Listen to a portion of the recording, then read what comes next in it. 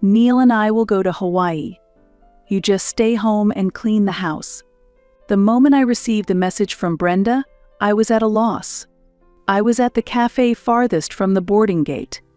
Brenda had asked for an iced coffee, so I went all the way with a stroller to buy it. Even if I grabbed the coffee then and headed to the boarding gate, there's no way I could make it in 20 minutes. Inside, I felt overwhelmed by the thought, I'm done for. I never imagined that the trip I was looking forward to could be ruined in such a way. Left behind alone, I decided I couldn't waste any more time and left the airport to go home. I am Diana. I have a husband who is 10 years older than me. His name is Neil. We met when I worked at my previous job. At that time, I couldn't make ends meet with just my day job, so I worked at a pub at night. Neil was a regular at the pub. As we saw each other often at the shop, Neil developed feelings for me. Every time he came to the pub, Neil expressed his feelings enthusiastically. Moved by Neil's sincerity, I eventually accepted his proposal, and we decided to get married. When our new life started, Neil asked if I wanted to continue working. He thought that if we were going to raise children, he would prefer that I quit my job and stay at home. I had a desire to keep working, and ultimately, I decided to quit only my night job at the pub. Neil worked for a multinational company and often went on business trips, both abroad and domestically. Even though we had limited time together at home, Neil always supported me as much as he could and showed his love for me through his words and actions. However, our lives changed dramatically when our twins were born. Every day I was overwhelmed by work, housework, and childcare, becoming mentally and physically exhausted. Perhaps because of that, I felt that my relationship with Neil was gradually changing. Feeling a bit cramped in apartment life and wanting a space where I could cherish time with Neil, I discussed moving to a detached house.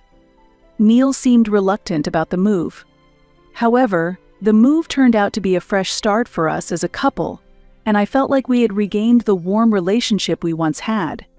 Even after the move, there were furniture installations and shopping for necessities, and it took more than 2 weeks to completely finish unpacking. Just then, as if timed, Neil's parents came to our house without any prior notice. I had been a bit troubled by my relationship with Neil's parents even before we got married. My mother-in-law, Brenda, often interrupts others and only says what she wants to say. On the other hand, my father-in-law, Billy, seems to have no will of his own and always does what Brenda says. Such in-laws went around looking at every room in the house without any restraint. What a lovely house. It's spacious and relaxing. After seeing every room, the two of them seemed satisfied and left immediately. Although I was a bit puzzled by the sudden visit and quick departure of my in-laws, I didn't particularly mind it. The next weekend, they came to our house again, this time with luggage, as if they were going on a trip for several weeks. Then, Brenda suddenly said something completely unexpected. "From today, we will also be staying here." "What's going on?" "I haven't heard anything about this. We're going to live here together." It was far too sudden and presumptuous. Then, as if it were their own room, they cleared out all the stuff in the children's room, put their things there, and completely took over it. I had thought that Neil would certainly address his parents' behavior. When Neil came home, I tried to tell him what happened, but he just had a brief talk with his parents and didn't take the kind of action I was hoping for. Furthermore, Neil suddenly moved his belongings to the room next to the living room and said he would be sleeping there from then on. I wanted Neil to tell his parents to leave. Since living together, it was a mystery how his parents spent their days. They did not help with childcare or housework, and the room was messier with them around. Life in the apartment would have been better than this. Neil always made excuses and wouldn't listen to me at all. Even when Neil seemed in a good mood, I asked him to tell Brenda and the others to leave, but he just lectured me, saying, "Isn't it helpful having mom and dad around to help with the housework and childcare?" For Neil, who often travels on business, having his parents at home seems to be a blessing. I was hurt that Neil ignored my feelings, But he must have talked about this the day his parents suddenly showed up. Day by day, their attitude changed, and now they even interfere with my housework. Their tyranny didn't stop there. Taking advantage of living on their pensions, they behaved very arrogantly. When quiet Billy, riding on nagging Brenda's coattails, asked for an allowance, I was utterly speechless. It was when Neil came home in an unusually good mood. I'm going to be honored at work next time. Isn't that great? My achievements have been recognized. I guess I really am a capable man. With the added burden of dealing with his parents on top of housework and childcare, I couldn't genuinely rejoice at my husband's splendid news. But as I heard more, my spirits quickly lifted. The award ceremony is in Hawaii. The whole family's invited, and the company's paying for the flights. It had been since our honeymoon that we last went to Hawaii. It had been a long time since we traveled, and it might be the first time since we had kids. I was excited about the family trip, but that feeling was quickly dampened. It's wonderful that Neil is being recognized, especially in Hawaii. All my effort paid off. You are invited too, Mom, Dad. If you pay your travel expenses, you can come along. Really? It's such a rare opportunity, it would be nice to go together. You're going too, right, Diana? I sensed an ulterior motive in Brenda's tone. Since the family was invited, there was no reason for us not to go. I wished Neil would have politely rejected them from coming, but since he mentioned it, I had no choice but to endure. It will certainly be nice for us to go together. I want to see Neil being honored too.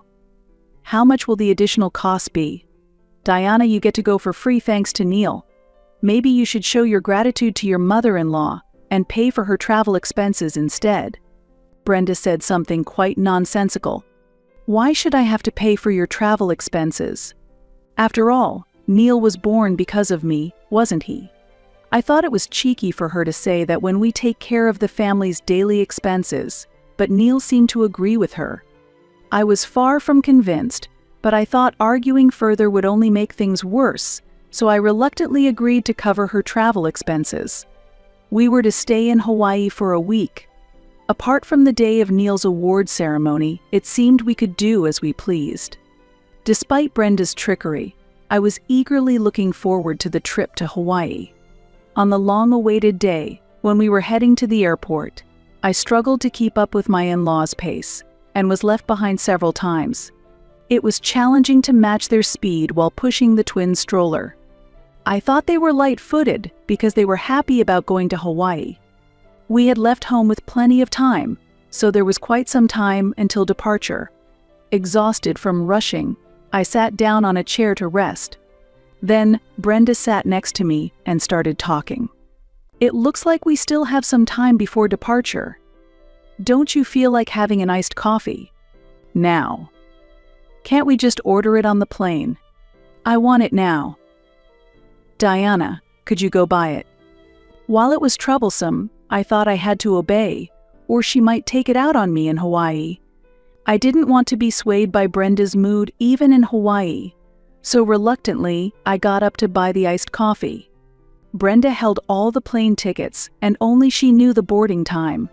Feeling anxious, I checked the boarding time and saw we had more than an hour left. The departure board also showed the time for the flight to Hawaii, which cleared some of my doubts about Brenda's claim. The cafe Brenda had chosen was the furthest from the boarding gate. Many people were waiting in line to buy coffee in front of the cafe. Although we had more than an hour to spare, check-in time was approaching, and I was anxious to get back quickly. Just a little before it was my turn, I received a call from Brenda. The store is busy, and it's almost my turn. Will we make it to check in? I see. We can get it on the plane, so don't buy the iced coffee after all. What? You don't want the iced coffee? There's no need anymore because it's departure time. Neil and I are heading to Hawaii. You just stay home and clean the house. With that, the call ended. When I checked the time on the departure board, I saw a flight to Hawaii about to leave. The time I had been given was actually for a later flight. Unable to give up, I skipped ordering and ran towards the boarding gate. However, as I had to push the stroller, there was no way I could make it in 20 minutes. Inside, I felt overwhelmed by the thought, I'm done for. By the time I arrived, the boarding gate had already closed, and the plane was about to depart. Standing there, watching the plane, I felt a complex mix of emotions about the inexplicable situation. The fact that Brenda did not consider my twins, her own grandchildren, as family only deepened my sadness. Brenda had craftily placed our luggage, including the children's, in the stroller. I realized that Brenda never intended to go to Hawaii with us in the first place. Left behind alone, I decided I couldn't waste any more time and left the airport to go home. Let's do this. I encouraged myself and left the airport with the twins. I meticulously cleaned the house as Brenda had instructed. I disposed of all the new furniture and appliances in the house and my parents-in-law's belongings in the room. A week later, I received a call from Brenda, who had returned from her trip. "Diana, what's going on? Everything in the house is gone. Didn't you tell me to do so, Brenda?" I could hear Brenda's frantic tone coming from the other end of the phone. Anyone would be surprised if there was nothing left inside their home. I didn't say that. I would never ask you to do anything like that. Don't you remember? When you were going to Hawaii, you told me to clean the house. Brenda seemed to be retracing her memories at the airport. Perhaps the Hawaii trip was so enjoyable that the incident at the airport had completely become a thing of the past. You asked me to make the house clean, so I did. They sold for a good price. Thankfully, I used the money to help with the mortgage payments. For this, I am grateful. All the large household items like furniture and appliances had been disposed of in the past week. The house Brenda came back to was truly empty, just like before the move. Unable to accept reality, Brenda said in a voice close to tears. "Come home right away." When I arrived at the house, there was Brenda, sitting at the entrance, looking dejected. As I approached, Brenda raised her hand as if to hit me in anger. However, she quickly lowered her hand. It was because she saw my brother with me. My brother, who has experience competing in national boxing tournaments and is quite muscular, was with me, so Brenda couldn't do anything. "Where are you living now, Diana? Not in this house, right?" "I'm living at my parents' house with the twins." "Is there a problem?" Brenda just looked bewildered. I found it a bit odd to be asked such an obvious question, but it was an important question to them. Since they had given up their previous apartment, they had nowhere else to live but in this house. Suddenly, having lost a place to live, Brenda seemed unable to think of anything. But as if she had just remembered something, Brenda glared at me and opened her mouth. "Even if you can live at your parents' house, you can't sell this house, Diana." "Why is that?" All the furniture in the house had been disposed of. With nothing left in the house, Brenda continued without any hesitation. However, she was unaware that her simplistic thinking would soon be shattered. "If you sell this house, where will Neil live? Do you think it's okay to do whatever you want with the house Neil bought?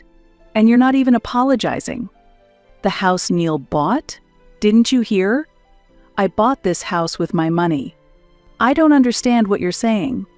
Brenda, who had been talking confidently until then, suddenly lost her momentum and fell silent, as if she had run out of words. It seems she was under the misconception that Neil had bought the house we were living in. In fact, this house was not purchased by Neil, but was entirely owned by me. I had paid for the down payment and the mortgage entirely with my money. Especially since the children were still young and living expenses were not too high, I managed to make ends meet. Since my in-laws moved into this house, living expenses and costs increased, and without any contribution from their pensions to the household, it gradually became a financial burden. Neil is the breadwinner of the house, isn't he? He must have been supporting the household. I don't know what kind of breadwinner you're imagining, but this house is in my name. Also, I managed all the living expenses with my salary alone. Neil didn't pay for anything. We both had jobs, so we kept our finances separate. I managed well, so I never had to take money from Neil. I don't even know how much Neil's salary was. It was just Brenda's unfounded assumption. Neil is the father of your children. Right. Just because he's their father, does that mean he has to own the house or cover living expenses? I hadn't come to see her reluctantly just to have this conversation. There was something important that had not yet been communicated. Would my in-laws, who were only worried about their own living situation, be able to accept what I was about to say? Brenda, please listen carefully. I intend to let go of this house. What? Does Neil know about this? Know about it? It was Neil who suggested it. Brenda seemed completely unable to keep up with the conversation. Even I couldn't understand immediately when Neil explained it to me. It seems Neil didn't plan to live in this house. Maybe he won't be coming back here for a while. Explain properly. I only heard about it yesterday, but he's going to live in Hawaii with his new girlfriend. I thought he had told you too. They looked at each other in surprise, suddenly remembering the trip to Hawaii. There was a woman Neil had been unusually friendly with during the trip. At first, I thought she was just a close friend, and I didn't suspect anything, but it turned out they were more intimately involved than that. Seeing the two of them, uninformed by Neil, was pitiful, and I felt a desire to help them. I couldn't abandon them who were unable to ask for help and just stood there in shock. My brother works in housing support. Until you find a place to live, why don't you both rely on him if needed? Shut up. I won't be looked after by your family. I wanted to help them in some way, but my intentions did not reach them, and it seemed to have the opposite effect. After that, they silently dragged their large luggage and started walking away somewhere. 2 weeks passed, and I finally managed to get in touch with Neil, who was living in Hawaii. We calmly discussed and finalized the details for our divorce. Neither Neil nor I said it aloud, but somewhere in our hearts, we felt that divorce was inevitable. If there was mutual agreement for the divorce, it was possible to proceed with the divorce proceedings, even though Neil had moved to Hawaii. A month later, the divorce was officially finalized. About 10 days after I said goodbye to Brenda and Billy in front of the house, my brother, who knows someone at the municipal office, told me that they had come to ask for help.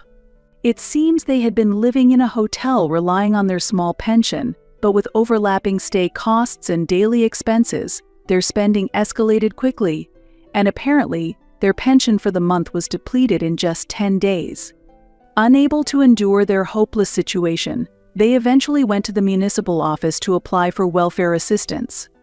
However, just completing the paperwork at the municipal office did not immediately solve their problems. To receive welfare assistance, an address is required, but they could not proceed with the procedures without one. Brenda and Billy will likely have to stay in a facility for people in financial hardship for some time. Despite being in need themselves, I heard they continued to behave dismissively towards others, causing friction with those around them. As for me, having finally settled down, I was beginning to regain a peaceful life, looking after my twins at my parents' house. It was regrettable to have to let go of the new house I had just bought. Nevertheless, there was some unexpected good fortune. Many of the furniture and appliances were new and were sold at relatively high prices. In addition, I was able to pay off the mortgage with the money from selling the house. Of course, there were feelings of regret, and I couldn't deny that I felt the loss of what I had was significant. However, as time passed, I realized that selling the house was the best decision for both myself and my family. I continued my day job, so I didn't have to struggle financially. Living at my parents' home also provided significant support, allowing me to balance childcare and work.